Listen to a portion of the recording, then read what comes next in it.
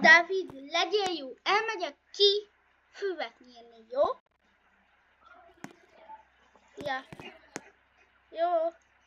Várjál, bezárom az ajtót, mehet. Na, ciao. Átugrom, mert sohasem csináltam azt.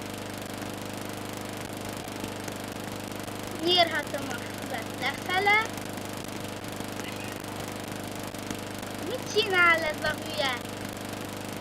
Hallom, hogy nyög. Nem tudom, lehet, hogy a TikTokot nézés közben nyög. És kacok amúgy itt a focipályán, hogy ezt le kell nyírnom.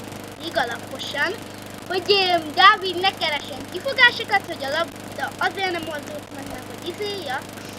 És itt is jó? Jó? Mindjárt végzek. Jó, készen vagyok. Megyek be vissza. Fú, ez aztán nehéz fűnyírás volt. Menjünk vissza. Jó? Mehet. Haj, itthon vagyok. Végre. Mi volt ez? Jó, megyünk a kajha. Ázi!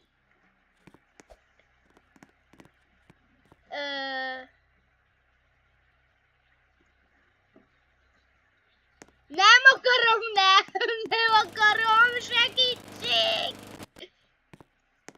Jó, szerintem itt nem talál meg.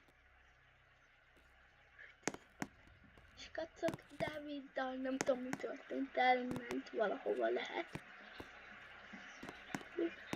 Tűnik, hogy nincsen itt. Úgy tűnik, jaj! Nem akarom. Mi van? Hát akkor megyek utána. Au!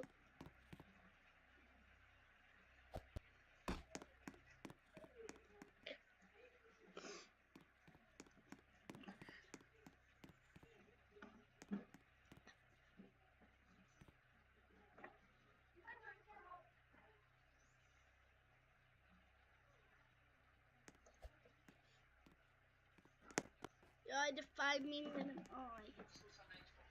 Jó. Aj. Aj.